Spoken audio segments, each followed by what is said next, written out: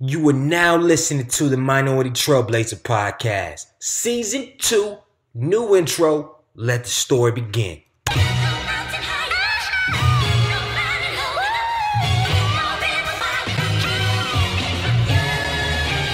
One time for the lovers, 2 times for the ladies, 3 times for the brothers, 4 times for the babies.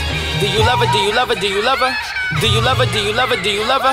Do you love her? Do you love her? Do you love her? Do you love her? Do you love her? Do you love her? Do you love her? Do you love her?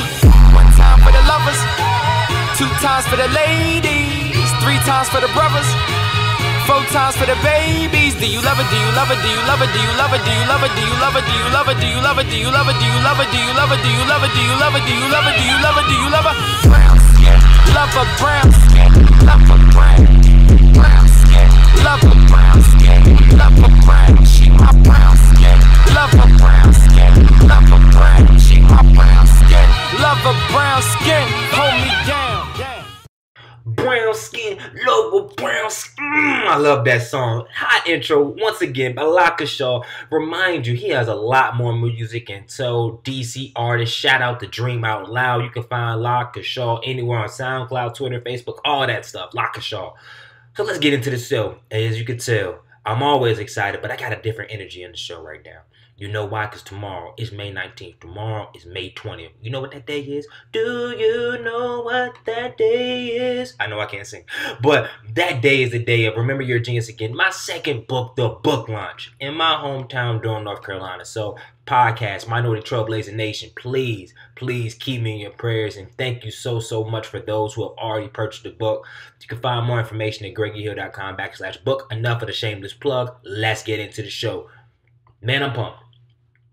I'm seriously pumped. This episode is a game changer. She drops so many jewels. She's so knowledgeable. Her story is so deep. Like, ooh. Like, I'm pumped. I really am. So, I'm going to give her a short intro, and I'm just going to let her do all the heavy work. And quick side note, if you're listening via iTunes and this is more than your first episode, please make sure you leave a review. It only takes around 3 minutes. It's a bit hard to do, but make sure you leave a review. And if you're listening via SoundCloud or Google Play, please make sure you follow the podcast and share it with a friend. We've already surpassed 35,000 downloads. It's phenomenal. It's crazy just because of you. So please continue to share this message with your friends, your family, anybody that wants to hear it because, man, it's just amazing. And also, please keep on your radar. November 11th to 13th, 2016 in Durham, North Carolina, we'll be hosting the first ever Minority Trailblazer podcast. My bad. First ever Minority Trailblazer Summit. More details will be coming in the next few months. Thank you. Shout out to Megan, Brittany Jones, Ashley Shessens for sending me emails, texts, and calls to get on the waiting list and to get the early bird discounts and specials. So make sure you reach out if you want more information beforehand. Also, please, and I will be releasing an update on this form. I will have a form online on the website, greggyhill.com, where you can submit nominations for people to be on the podcast. Because every day people say, hey, how do we get on the podcast? How do you choose? And I want to make sure that I put something out there so people can request others and you can request yourself if you have a business, a story, or a journey you would like to share to the masses. So thank you so much for that. Let me get into the show. So it's crazy how we met. I was doing a walkthrough of American Underground. That's a place, a co-working space, huge co-working space in Durham, North Carolina. And I was walking by and the guy said, you have a podcast, right? You need to check out over there that Envested company because a young lady by the name of Isa, she's doing some amazing things. She has an amazing story. I think she'd be great for your podcast. And I was like, okay, cool. And then but you know me, I'm a follow-up king. So as soon as I went home, like as soon as I got in the car, I Googled, I said, Isa Watts, Envested. And I looked at the company, I said, oh, this is a deep idea. Then looked at her story and I was like, whoa. She just jumped out the box. I mean, she graduated from Hampton University. Some may call it a real HU. I don't know how it feels about that. She got her MS degree at Cornell University. That's when she went on to Pfizer. And she did a lot of, and like the first run through the podcast, I botched a lot of the stuff she did. I can't pronounce all those drug names that she helped concoct and whatnot, but she did that. Then she made a pivot. She went and got her MBA at MIT, so she's obviously a genius out here. And she'll share more about that in her story. And then she went on to become the vice president of strategy at JP Morgan, where she traveled and worked in the Hong Kong office as well as the New York office. And I ain't gonna let the cat out of the bag. Actually, no, I'm gonna let the cat out of the bag. She made a lot of money. I'm talking about $250,000. Put it back. A lot of money, but also was doing a lot of great things. And then some things happened in her life, which caused her to change course and eventually found the company Envested. And I'm going to let her talk about what transpired in her life and what Invested really means. But I will say Invested is one of the companies where I believe is going to change the face of philanthropy, especially how us millennials donate to organizations and nonprofits that are directly around us. Because honestly, a lot of the top nonprofits in the world receive, I'm not going to throw out any percentages because I haven't researched it, but see, I mean, stuff I looked at, over 90% of the funding. But then there's struggling nonprofits that are maybe a neighborhood away, a couple miles away, that need your help, need your volunteer, need your support, but honestly go unnoticed. So this is kind of like a social platform for funding nonprofits and funding other communities. And she can talk to it way better than I can, and that's why I'm excited for her to bring on the podcast. And please take note of what's going on, her words of wisdom, as well as this company Invested, because I think it is the future for donating, for investing in. I love the mission and what it's for. And you already know we always bring real stories in this podcast, and she has a real story to tell, and I know y'all can relate. So without further ado, let me dial up the energy. Without further ado, I would like to introduce this black queen. This boss, this engineer. I mean, she's been featured on Fast Company, been featured on all the mags. She is on them because she's out here killing the game from the jump. And hopefully she can encourage and empower you, whatever you're doing in life, in business, or whatever, how to get a fast start and do what you need to do to take your life and everything to the next level, man. So without further ado, let's introduce Isa Watson, CEO, founder of Envested, to the Minority Trailblazer podcast. Welcome to the show.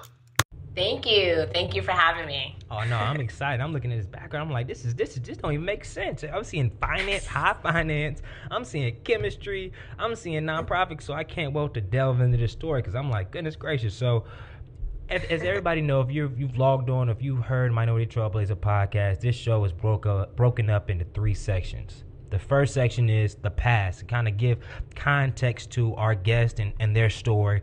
The second section is the present. So what do they do present day? What does their day look like? What is their business actually doing? What impact are they making? And the third part, and we talk about the future, because I'm a big proponent of the future. I'm a big proponent of planning and achieving your long-term goals. So let's jump right into it. Every show I start off with a quote, and I have my guests share a quote and a story that aligns with that quote. So Miss Isa, can you take us away? Give us your favorite quote in the story. Ah, man. Thank you so much for that introduction, Greg. I'm so happy to be here. I would say that one of my favorite quotes came from Pablo Picasso. Mm-hmm. And he said that the meaning of your life is to find your gift, and the purpose of your life is to give it away. Mm-hmm. And, it's really interesting coming up. Even as a kid, I just loved math and science. That was just my thing. Worked really hard in the field, but always wanted to make a difference. So the first kind of, pathway I took was, well, let me, add to the field of medicine, give this gift away. And I, was a research chemist at Pfizer, as you mentioned, mm-hmm.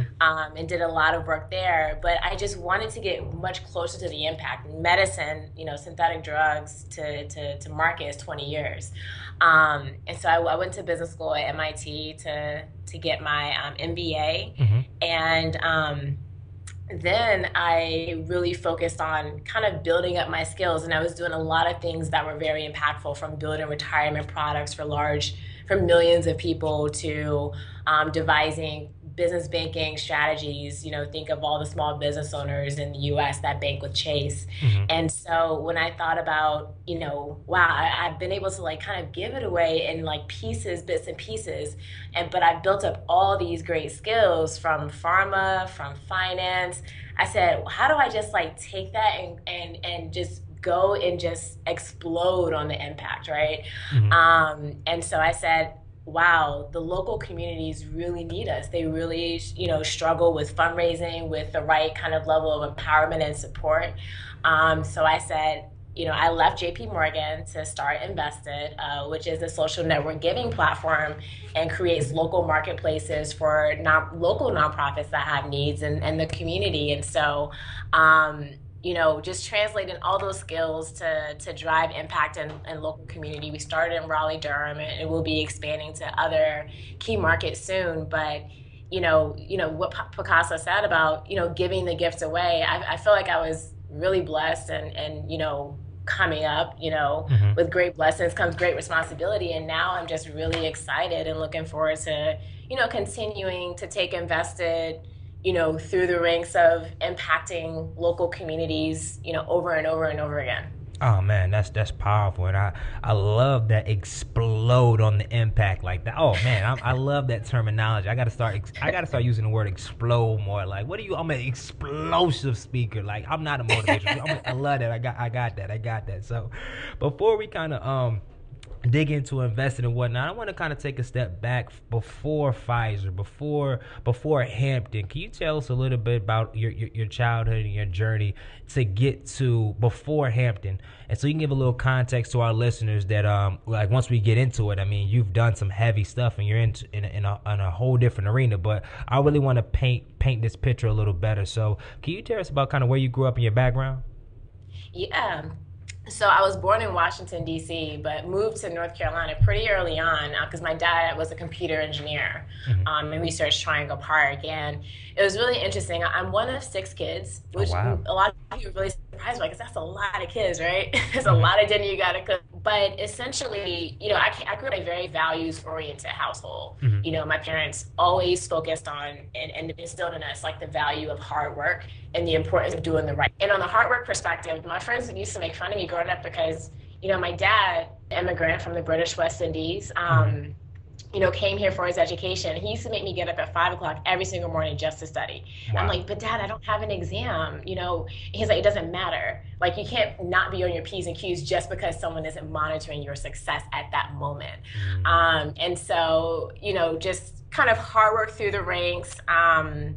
And, my parents were very big givers and, just really immersed in the community. Like I said, my dad was from the British West Indies. My mom grew up as a tobacco farmer in Carolina. So they both came from very modest backgrounds, yes. And just worked so hard to make a living for themselves. They're both college educated. And even though, we didn't have the same background that they had, they never let us feel like we didn't have to work hard to get what we wanted. So nothing was a given. Hard work was just the foundation of everything. And my dad, like I said, he was a computer engineer, so I kind of latched on to that whole engineering kind of science background. My dad, instead of buying me computers, he would buy the parts to the computer and make me build it. He said, 5 a.m. buying you parts to computers. Goodness gracious. Okay, I got it.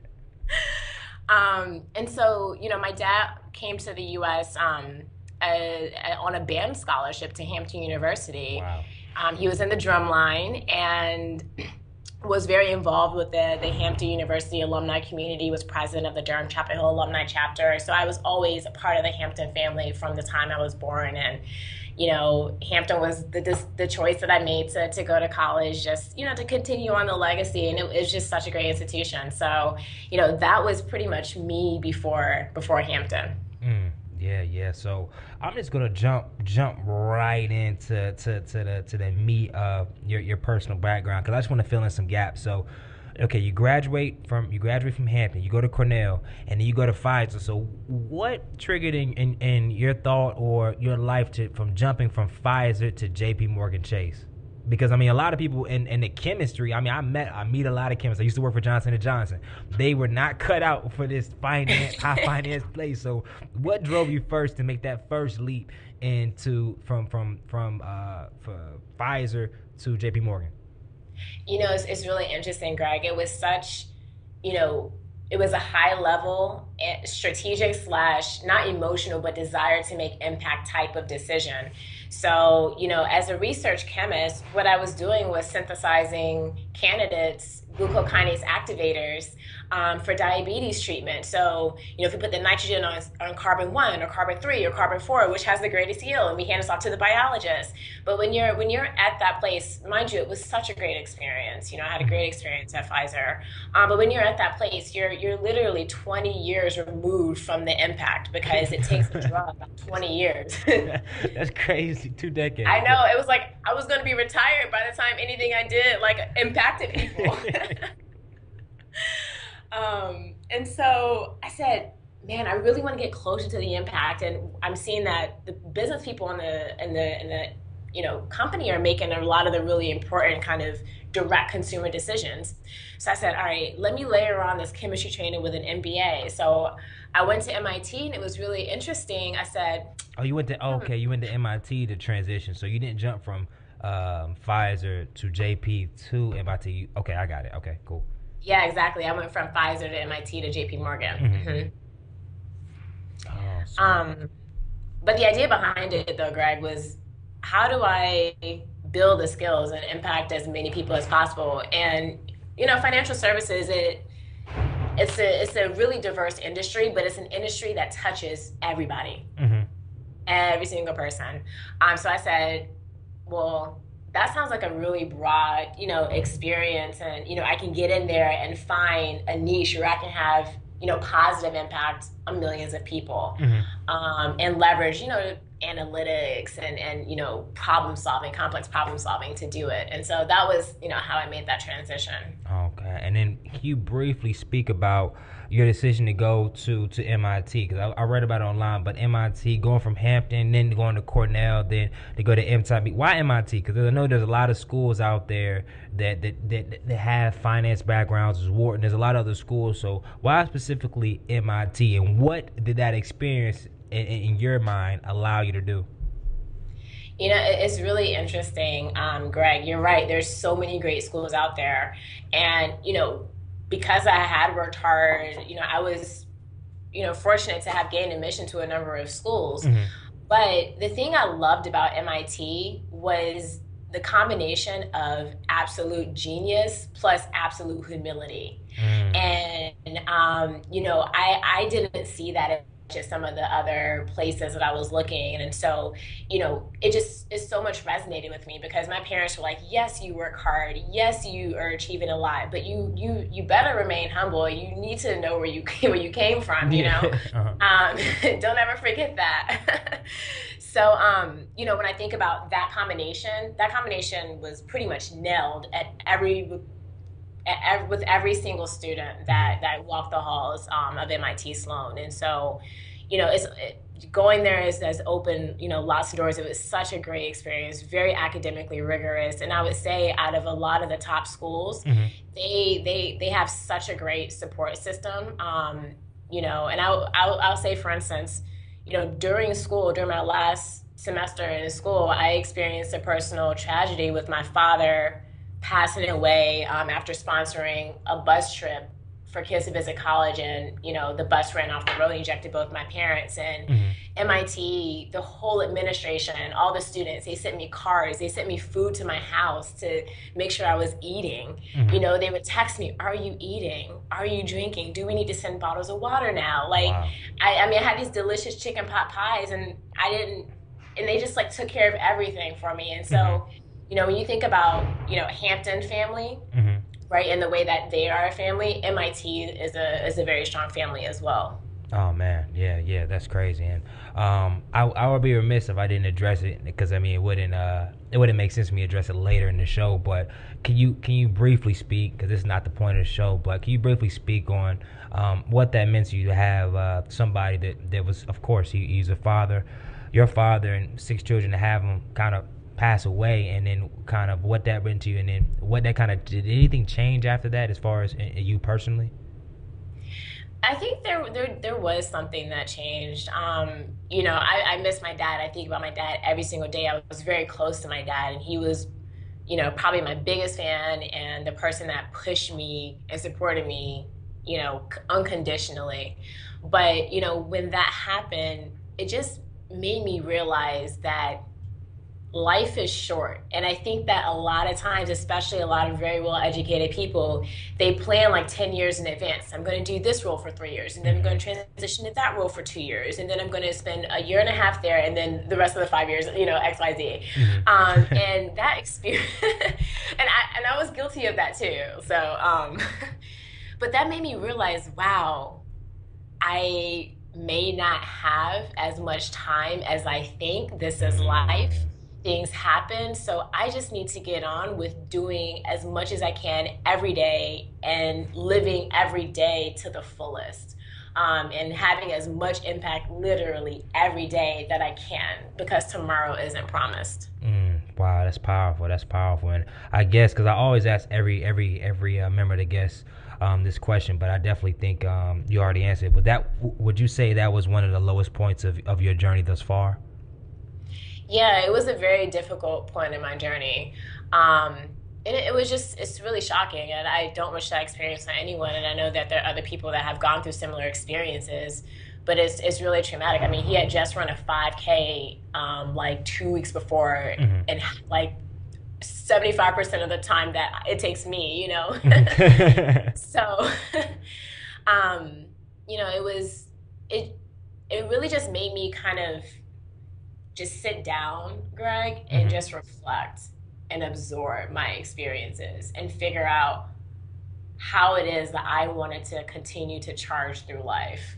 Man, yeah, that's that reflect piece. I think a lot of, because especially for the viewers that are listening and whatnot, I know this may sound basic, but that reflection piece is very, very key. Because I was at a conference at Duke School of Business 2 weeks ago, and the presenter shared about a story of a young lady.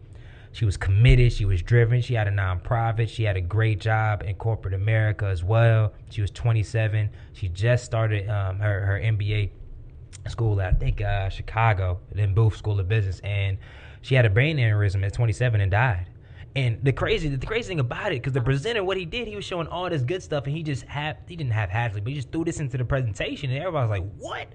But it really does. Like, if you just take everything one day at a time and not get, of course you got to plan for the future. I'm not saying that. I know you're not saying that as well, but you have to be all in the present. And I'm glad you brought that out. So I will say, before I kind of get into the present day, I would be remiss if I didn't speak on the importance, or I guess I'll wait till we get into Envested, because a lot of people, and I see a lot of young entrepreneurs saying they don't want to get an MBA, they don't need it, school is unnecessary anywhere, and I always say I don't think that, because and especially once we kind of get to your strategic moves that you've made with Envested, you can kind of speak on that and how it opened up a lot, because you're a naturally smart woman already, and you had a great background, but it opened up the doors, put you at places that you wouldn't have been able to get in, and I definitely want to talk to that. But to segue into that, I would say, as we leave the personal background, and I wouldn't usually share this, but it's public knowledge. It was online, right? So I saw that you didn't just leave just a job in high finance. I read online it was $250,000 or something, $250,000, whatever. I'm not gonna get to the specifics, but and you left and started investing. So jumping into the present day, what was really the turning point to make that? That's a drastic decision. It's not just a regular, because when I left my first corporate gigs, I was only making like 60 racks a year, so I can be like, okay, cool, I can make that. But that's $250,000 right there. You probably not even 35, 30. Like, what was it like as we transition into the present day? What was that key moment where you said, okay, let me shift my whole focus? It's really funny. I wouldn't even say it was almost like one key moment. It happened over a period of time. It was, and I'll be the first to admit, I was really fortunate in the roles that I had. I had a big responsibilities. I had a team, and I had a great experience. But I had gotten to a point where I had gained such a wealth of skills. And I had a moment to kind of look back, and even in discussions with my mentors, and say, okay, now let's talk about my greater purpose in life here. I built these skills. let's talk about the greater purpose and what I want to do. And I actually had mentors externally encouraging me to take a moment and sit down and reflect. And so let's call that, 2 to 3 months before I actually left. And I started to kind of think about different ideas that I had and how they could be, well executed. And it happened slowly, like the ideation of Envested. It happened slowly. It was very iterative. I had a lot of sponsors and mentors, outside of the firm that were helping me, give me feedback. And then by the time I just reached a point, let's call it 2 weeks before I left, I reached a point, Greg, where my mentors, who, like I said, I'm very fortunate to have some really, really powerful ones, they said, all right, Isa, like, now is the time where you just got to take it and run with it, or you got to let it go and continue to do your job. And if you take it and run with it, do know that we are not going to let you fall. Like, we have your back. Even if the product didn't work out the exact way that you wanted it to, we'll find something for you. You'll be okay. But if you don't do this now with your passion, with your skills, with the window of opportunity, you're going to regret it. And so I put in my notice, and it was really funny, the response I got from people.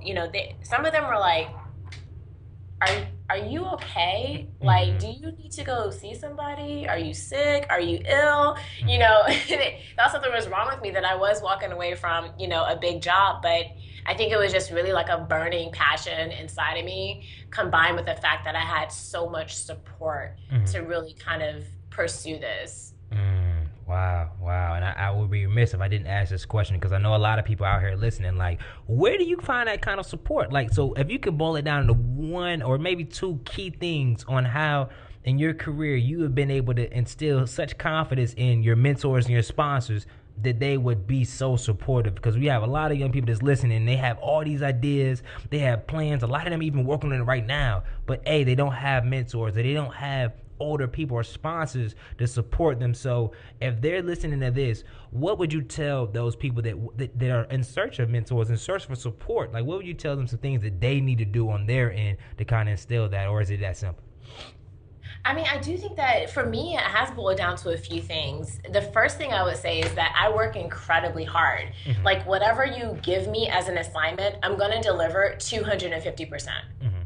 So that's number one. And so it was really interesting. I've had people watch me from afar. And a lot of times what people don't realize is that people are watching you before you even know they exist. We had this term in one of my previous careers, that your reputation precedes you. Right? So after a while, it became super easy for me to get on like very senior people's calendars and, make contact and build relationships, because they knew my work product was very strong. I think that's the first one. The second thing is that people have given me feedback that I'm a very genuine and authentic person. I don't kind of come to them with, a lack of authenticity, right? I'm just myself. And that's attractive to them, because they want to coach people who are themselves. It kind of breaks down the trust barriers and the transparency barriers. And so I think that makes people attractive as just human beings to help and to be involved with. But I would say the third thing that I've heard consistently from many of my mentors, especially because a lot of people don't have time, a lot of free time. And so when you are afforded a piece of their schedule, they want to feel that it's been valuable to them. And what makes them feel valuable is that they've added value to you. And so my mentors have given me feedback that my ability to take their feedback and execute it so well has, been so critical for them to continue mentoring me and building that relationship even further. And I'll be the first to say I'm not a perfect person. I will never be a perfect person. And my mentors are usually the first to call me out. This wasn't the right approach. This wasn't the right strategy. This wasn't the right turn to make. And we've always had candid conversations about, okay, that's interesting. How do I correct that? Correct that, never make the same mistake again. And so they always see me growing. And that to them is really fulfilling. And so, just to recap, I would say hard work is the first one. Like, people just need to work their butts off. Nothing's granted these days. You know, the second thing is just being genuine yourself and authentic. And I think that is, also very important for people of minority cultures, because a lot of times we get into these predominantly white environments and we feel that we have to be somebody else. But at the end of the day, I was myself. And, my mentors span all races and genders, and they all, responded to me the same. And the third is being able to listen, and take and implement the feedback and report back to your mentors. They want to hear, like I said, that they've added value. Wow, that's a lot of jewels. I really got to add nothing out of that. That was amazing. And I guess the one thing I would say is not having race-specific mentors. I think there's a lot of time in my career where I hit a ceiling where I've only looked for people that look like me to mentor. And sometimes that's not even the best route to go. So once I kind of opened up my brain and said, yo, there's other people out here, Greg, I was able to get a lot more headway, and even in the industry. So I think that's a critical piece. But all right, let's transition. All right, present day. You briefly talked about Envested, and I hear it's a social platform, and correct me, a social platform that encourages giving and whatnot. So you break down what Envested is and the necessity, like why you feel it was a necessity to bring this to market and to really put all your time, your energy, your focus, and everything into this. Yeah, so Envested, just wanted to clarify for the listeners, ENVESTED. So like engaged investing was kind of the genesis of the name. But it's a social network giving platform that facilitates connectivity in local communities. And so what that means is that we've created a marketplace for local nonprofits to state their needs and for people in the community to respond to them. And why we did that, Greg, the Urban Institute reports that the top 1% of nonprofits in the US receive 87% of all financial resources in the industry. Oh man, that's crazy. So way worse than the 80-20 rule. way. And so it's really, so a lot of the local nonprofits were really, struggling to capture support, to capture new donors, to capture millennial donors who behave and who engage in a totally different way than what they're used to. Another thing about going local is that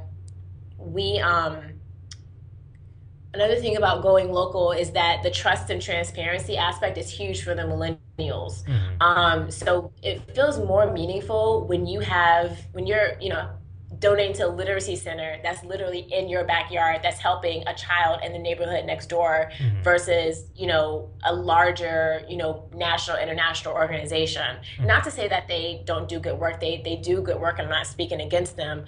I'm just responding to the desire that millennials have had to really impact, their local communities.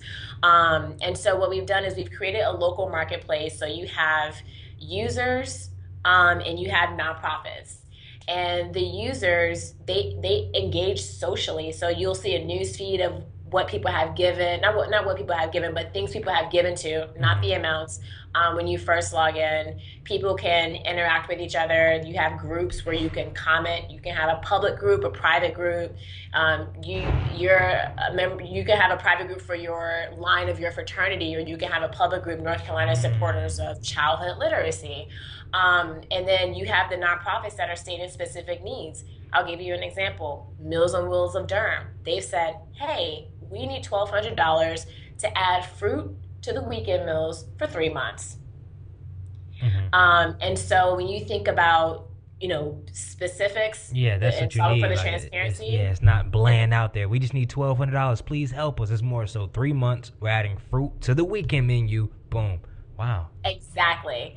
And the idea behind Envested is that, like I said, we launched in Raleigh-Durham, but we're replicating this in multiple markets. So every market will have its own marketplace. So if you are a Charlotte user, once we expand to Charlotte, you're going to see only the people and the nonprofits that are specific to the Charlotte market. Same for Atlanta or San Francisco when we launch there. That's the activity that you'll see. And it was really interesting. Fast Company did a feature on us last month, and the way that they said it is that Invested is where Venmo meets Kickstarter. Mm. So I thought that was a really simple and powerful way to explain it. But that's essentially what Invested is. We were really trying to solve for the desire to engage locally in a convenient way, Mm-hmm. and the desire for local nonprofits to kind of expand their donor base and expand their engagement in digital ways. Oh man, that sounds a freaking phenomenal. And I guess the first question I have is it available and up now? Yeah, so Invested launched in the Raleigh Durham market last month. So we launched pretty recently. We had a strong launch. We are kind of moving full steam ahead, Mm-hmm. and we will be expanding markets later in the year. But it is up and available now. People can download it on the App Store. We have an iOS app, and also we have a web app, so people can log in online Mm-hmm. at Invested www.invested.org, Mm-hmm. and create a profile and see what the giving opportunities are. And so, but right now, it's really of use to, not it's of use to across the country, but for RDU specifically right now, as far as the algorithms base and everything else. Yeah, Raleigh Durham right now, we have 60 nonprofit partners that are onboarded with us as of April. And like I said, we'll be expanding through various markets, but that's going to be up and down the East Coast and out west. So all your key metro cities, we're looking to have a presence, but we just have to kind of execute our expansion strategy to get the nonprofits and to get Mm-hmm. the kind of the users. Yeah. And it's really interesting, Greg. We've been so pleasantly surprised on the nonprofit side of Mm-hmm. how easy and pleasant they've been to work with. Of course, And y'all they've bringing him actually money. They gonna be like, let's go. exactly. Actually, we actually have on our website Mm-hmm. for users and for nonprofits, for nonprofits whose cities we're not in yet, they could input their information and we'll reach out to them when we enter their city. Same for users who are not in their city yet. We'll populate the information and send them a message when we're activated in their markets. But on the user side, it's really interesting, because from a tech perspective, from a digital perspective, there's so much, demand for people's attention. And so we know we had to bring, the right strategy to the forefront, like, very quickly. And so we do have a marketing, a few marketing channels that we target. In the Raleigh-Durham area, we would say those are the colleges, Mm-hmm. our community promotional partners, and the nonprofits themselves. So between UNC, Duke, NC State, and Central, there are 80,000 students within like 15, 20 square miles. Mm-hmm. And so we activated a campus program for students to actually use Invested to promote the nonprofits that they're involved with. Because the students are so civically engaged, and we are so fortunate to be like in a very kind of great spot for, very engaged and smart students. Mm-hmm. And so kind of leveraging their energy and equipping them with something that was really easy to use and up their wheelhouse was something that we have also, that's something that we've done. We also have a social media and digital marketing strategy. So we have pretty active Facebook and Twitter campaigns. We've done some stuff with Snapchat as well, and we actually have launched promotional campaigns through our pages, and we've been getting a lot of great engagement from the community. And then I would say that the last channel is a combination of our nonprofits themselves and our community promotional partners. Some of the nonprofits, we don't force it on them, but some of the nonprofits have said, hey, we would actually like to distribute this to our donor base so that we can make it easier for them to give. Wow. So we can kind of, with their thousands of donors, that's instant access right there. And then there are a lot of, community groups, whether they be meetups, young professional groups, young nonprofit groups, things of that nature, that have said, hey, we actually really want to help, promote this because this will resonate with the people that we're involved in the community. And so those, I would say, are kind of our three kind of channels. You have the campuses, the social media / digital, and then, the community itself with the nonprofits and the promo partners. Yeah, that sounds wow. And y'all, when was Invested officially started, like founded? September 2015. Wow, so that's why it's only been 8 months. Yeah, I guess. Wow, that's crazy. That's crazy. And I do want to ask as well. So, what is a typical day like for you though? Because I know you startup company 8 months out. Yeah, it seems like y'all have a lot of stuff in a lot in specific areas. So, and you're wearing a lot of hats. So, what is a typical day like for you? It's really interesting that you say that. I really wish I had a typical day. It Mm-hmm. would make my life much easier. Uh, But I would say that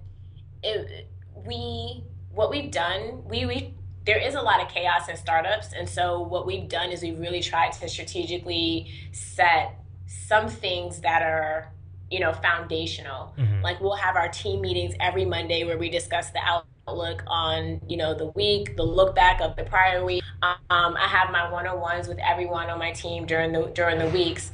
But as far as your typical days, we have, let's say we've set kind of three key business priorities for Invested, and we've said that everything that we do should be kind of within those priorities. But Mm-hmm.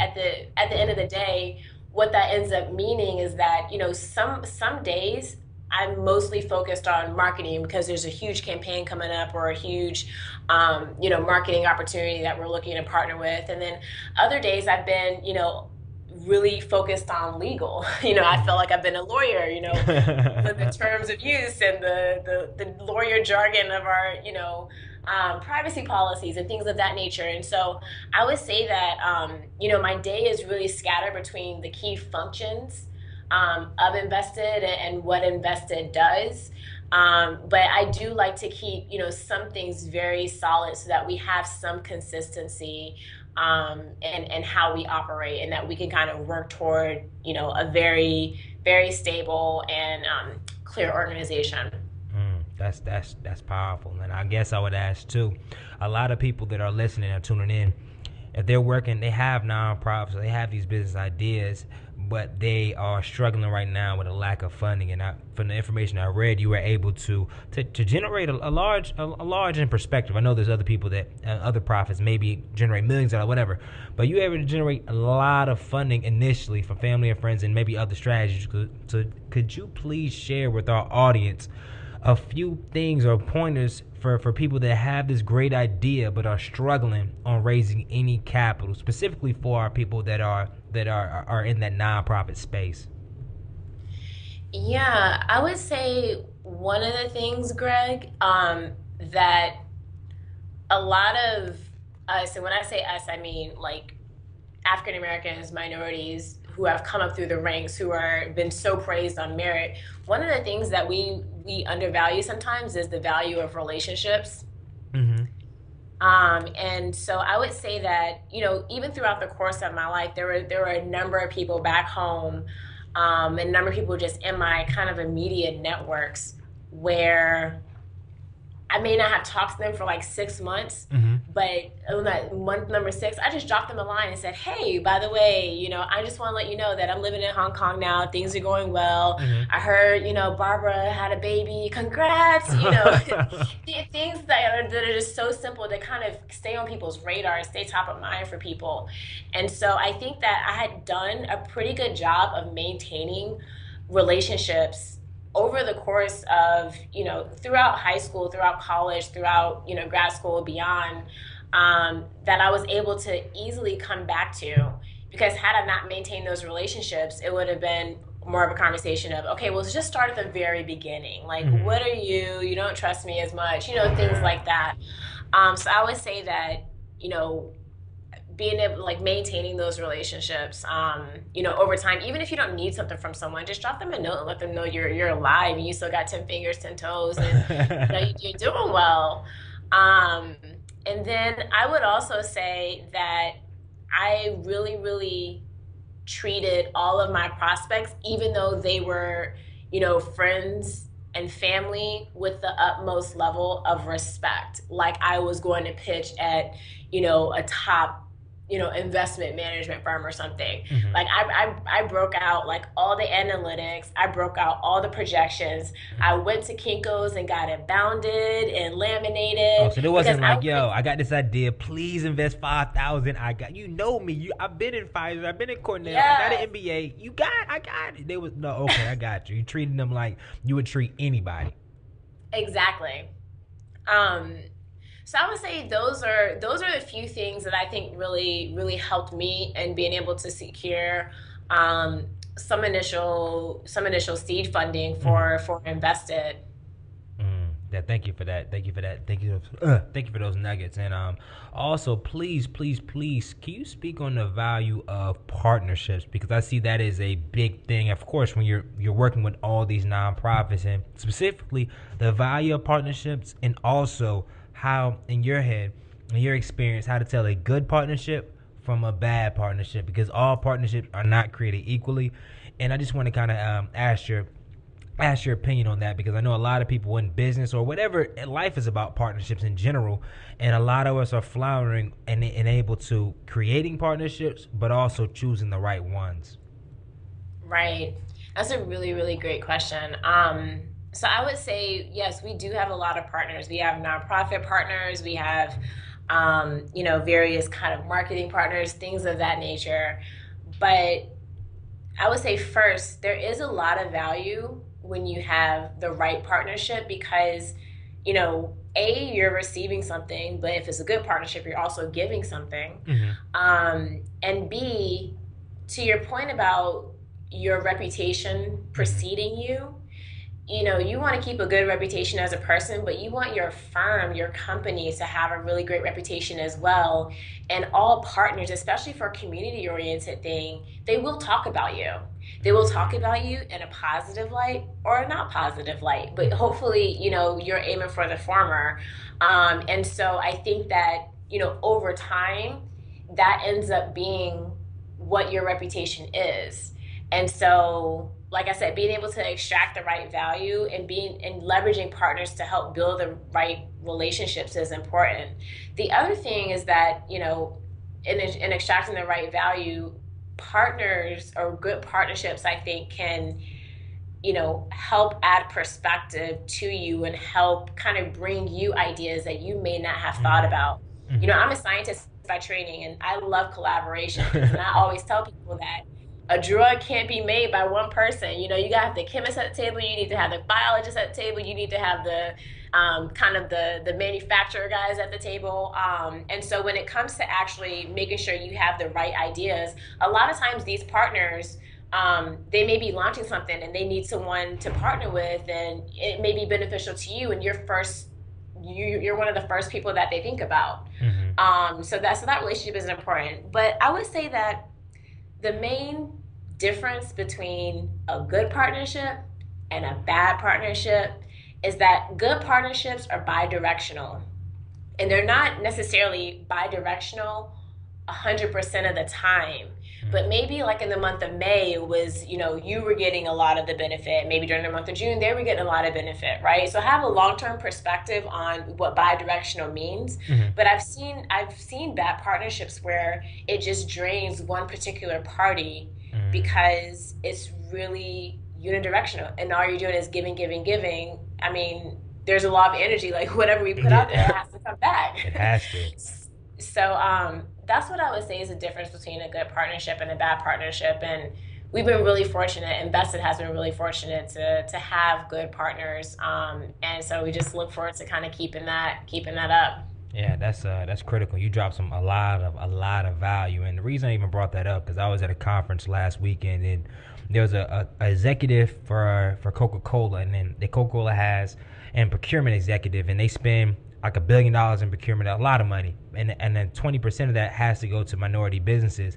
But he said the problem with a lot of minority businesses was a lot of times there'll be 100 small minority-owned companies that pitching $10,000 contracts, but he said, I don't have the time and the resource to look through all those contracts. Like, I'd rather spend a $10 million contract and do that, or a $100 million contract and do that, Then that he said, well, a lot of y'all companies do the same things. Y'all have to partner or find some way to work with each other so that you can pitch me 10, 20 million so that I can really spend my time and resources on that rather than everybody that has a marketing company pitching me $10,000 contracts. I got a $100 million budget just to spend on black businesses. I can't look at all these $10,000 contracts. Before we go to the future round, I was reading an article and something really jumped off the page for me, and I wanted you to kind of speak to it. And you said that one of your strengths was being able to kind of understand your gaps and then fill them quickly. And I think a lot of business leaders or even just people in general in life have a hard time really assessing their gaps and then having the humility or the strength to find people that are better than in that area to fill it. So can you briefly speak on that and why do you say that is one of your core abilities? Yeah, it's really interesting. I've always been praised for being I was a smart kid, and I went to great schools, but at the end of the day, my parents always told me, you still have a long way to go. You will always have a long way to go. So don't ever think you're just at the top chilling, because that's just not how it is. And so I think that I had that perspective, as I charged through my life. I always knew that I didn't have all the answers. I was going to have gaps. And one of the things that I realized is that people will actually tell you what your gaps are if you're willing to listen and be receptive to feedback. And that was probably one of my biggest strengths in corporate America. I had very, very big jobs. I moved up the ladder very quickly. But I also have very candid conversations, and people were very frank with me and very honest with me about what my gaps were. Isa, this is something you need to work on. If you don't do this, you're not going to get here. If you don't do X, you're not going to get, Y or Z. And so I will always take that. I think it goes back to kind of the mentorship and the ability to listen very well, and be kind of critical of yourself, and just know that even though you've come a long way doesn't mean that you're at the top, because that's just not the case. We all have so much growth to do every single day, and it's our job to continue to push ourselves to achieve that. And so, one thing that I realized is that, whatever situation I was in, I was addressing my areas of development, which is euphemism in corporate America for your weaknesses, very quickly, very iteratively. And it was okay, boom, on to the next thing. And so kind of, it's going outside of corporate America, where you're in a startup and you don't have the resources that you once had. Like I said, I really relied on a lot of my mentors to even say to me, this is a gap in your business, or this is a gap in your leadership.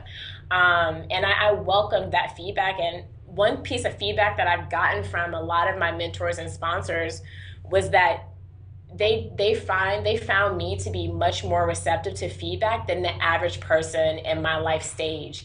And I always thought that was a little strange. I was like, well, everyone should be receptive to feedback, but they said it's actually not as common as It's not common. I'm just gonna say it's not. But I encourage it so much, Greg, because I'm telling you, hands down, it has really been the fuel for my growth.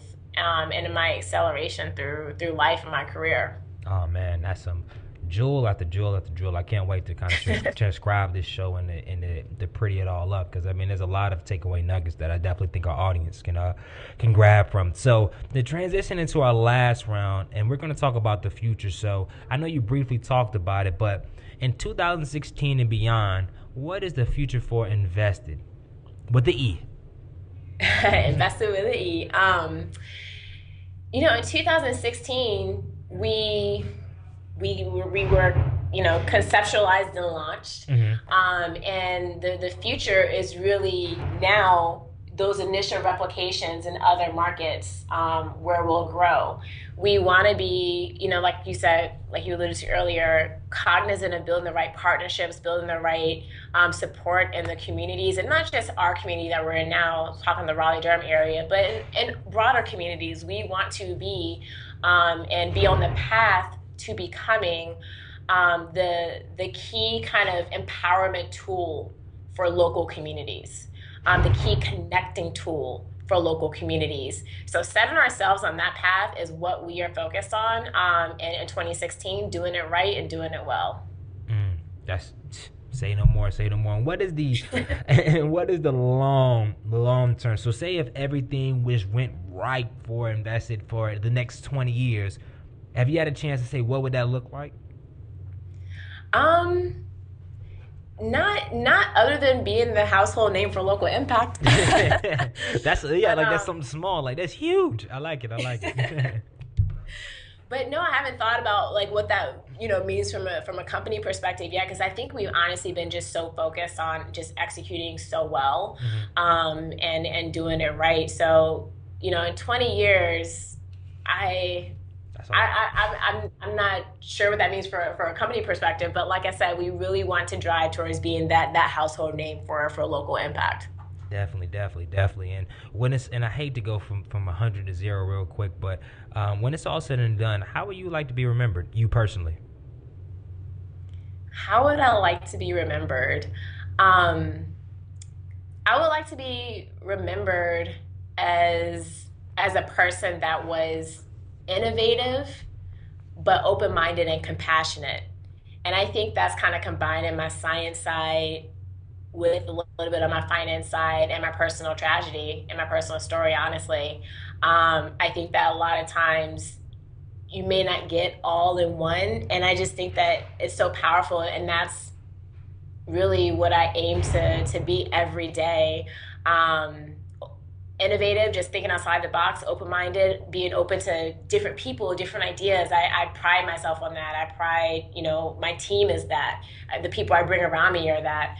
And compassionate, because I'm telling you, Greg, like it's been so touching to me personally, being so close to these local nonprofits that have such amazing stories to tell. And I mean, I could just like cry and go on about the stories and the impact that these people have had. And so, being able to kind of embody all three of those things, that's how I would love to be remembered. Oh man, that's if you remembered it in that case, that is definitely a true definition of a trailblazer. And before we go to the last, the culture change round, which is the rapid fire, I do want to ask for anybody out there that's listening, or so you can kind of give a message for anybody out there that's listening that wants to, like, how can we support, or how not support, because support sounds like something, because how can we engage and invest? Say if we have our own nonprofit, or if we are just millennials looking to give back in a way that we understand where it's going. Like, what are some things that we can do to engage and invest in? Well, I would definitely encourage everyone to check out our website. So it's www.investedwithAe.org. And what we have on there are contact forms with people that are in other markets who want to be notified when we come to their markets, nonprofits that are in other markets, or even here that want to be notified when we come to their markets, or want to be notified when we do our next onboarding event in Raleigh, Durham. And through our website, people can find our social media pages and other things as well. Got you.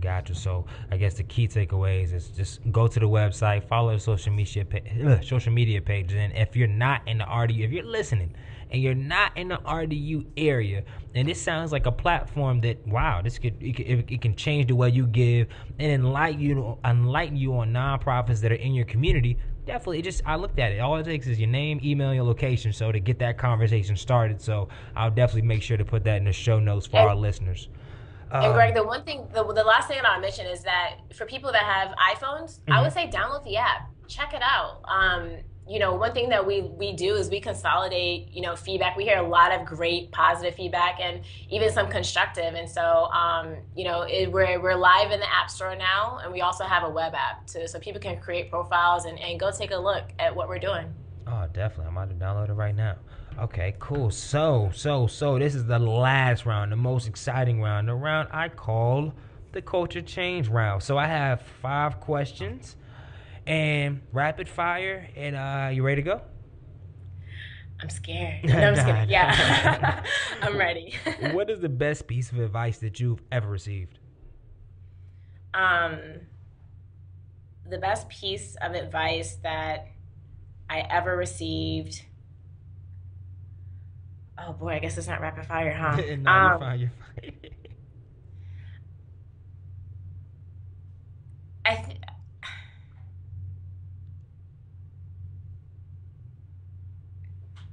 I don't want to belabor the point, Greg, but I think that one of the best pieces of advice that I've received is really around the value of determination and hard work. There are a lot of obstacles that come up, and they've come up before, and they will continue to come up throughout life, and just pioneering and navigating that, and just kind of never losing your determination. And like I said, it's really simple, but when you're kind of knocked down, it's hard to kind of lose sight of that. Yeah, that's all we need. That's all we need. What is one of your personal habits that you can attribute to your success? One of my personal habits that I would attribute to my success is probably playing the piano. So I'm a classical pianist of 25 years. And I would say that piano has kept me balanced. And I think that everyone, because life just gets so busy and your day-to-day gets so busy, you need your outlet. You need, whether it's working out, whether it's, I don't know, singing, whatever the case is. But for me, I'm a classical pianist. And Wow. that's what I do. I have a music studio in my house that I just, go into to kind of disconnect from the world. And so that's a strong personal habit of mine that I think has attributed to my success, because I've been able to stay balanced and keep perspective. Goodness, what do you not do? You play the piano. You can go in the lab. You be a chemist. That's crazy. That's crazy. That's amazing. That's amazing. What is your favorite book and why? At the risk of sounding a little goofy, my favorite book is Harry Potter. Oh man, that's a class. What? I used to read them books in like a 700-page book in 2 days. I know it's so addictive, but like I think J.K. Rowling is like such a phenomenal author and storyteller, and even though it's fiction, there's some really interesting kind of lessons and stories within like the long kind of complex story. So I really enjoy it. And like I said, I have a serious kind of, I work super hard side, but I have a goofy, like playful, and just relatable side to me too. And I love Harry Potter. Oh wow! I think you will be the only person, and probably the only person ever to say that. But I love it. I love it. I'm a huge fan. J.K. Rowling. Shout out to Harry Potter. What inspires you the most and keeps you motivated? What inspires me the most is the impact that Envested is having on the local communities. And, it keeps me motivated because I think that the impact, we've only touched the tip of what we can do, and the impact that we can have. And so, one thing I've realized kind of coming into the local community, being entrenched with them, is that there's so many people that have made like immense sacrifices to do what they do every day. And a lot of, we met several nonprofit leaders that aren't even taking a salary. They're living off of savings because they believe in, this mission to support vets or this mission to feed the homeless so much. And, being able to empower them to do what they do best, that's just been so touching and so just heartfelt to me. So I would say that's definitely inspires me, and it keeps me motivated. And I couldn't answer this question also without, just mentioning my dad, who came over, was an immigrant from the islands, made a better life for himself, and, always just reinforced to me that with great blessings comes great responsibility. And I just try to live to that every day. Man, love it. I love it. And the last question is, Ground, before we answer to our last question is, if you were the president of the United States, what is the first thing you would do? I would invite you and all your listeners to a dinner. Oh, man. Oh, there you go. No, that's a really big job. And I think that with any big job, it's so important to just kind of get in and level set and understand the environment, understand kind of the status quo, what things are happening, why things have happened, things like that. So, besides inviting you and your listeners to dinner, I would just say, just really trying to get in and absorb everything and understand and level set. Because I think it's also one of those jobs where you don't know how difficult it is until you step in it and sit in the seat. Yeah, say it. Preach that. So, I call myself the culture change agent, and the last question of every episode is directly around that. So, if you could change one thing about society, most specifically our African American culture, what would it be and why? If I had to change one thing about society, and about our culture, I think, I would love to see the playing field leveled for African Americans, but also for other minority groups. I think that, our science shows that our brain cannot contain but so much information. So what we try to do is pocket things and bucket things. And so that engenders a lot of stereotypes when someone walks into the room and they look a certain way or they talk a certain way or they're of a certain sexual orientation, whatever the case may be. But I think that, as an African American woman, one of the things I've had to do is not just work hard to meet my goals, but work beyond those goals to kind of keep my momentum. And I think that, as a society, we can do more for the African American communities and other minority populations if we level the playing field and kind of get rid of a lot of the preconceived notions and not prejudices, but the assumptions that we have about a person based on their physical features. Hey man, and I definitely think you're doing a good job in your own lane of helping, and not only saying that, but living by that, and by being the woman and leading the business that your company is doing. So I would like to say, before we wrap up the show, thank you so much for giving an hour of your time, because I am a part of the No Free Time movement, and so thank you for allowing over an hour of your time to our listeners and taking out your schedule when you could be out there fundraising and doing stuff that's really going to change everything else. So I appreciate it. I appreciate it so much. Thank you for having me, Greg. This has been a lot of fun. No problem. Before I end, I would say, I think you already mentioned it, but for the last time, could you please share where we can find everything about you, about Envested with the E, online and whatnot, and then I'll end it out. Yeah, so people can find more about Envested on our website, www.envested.org.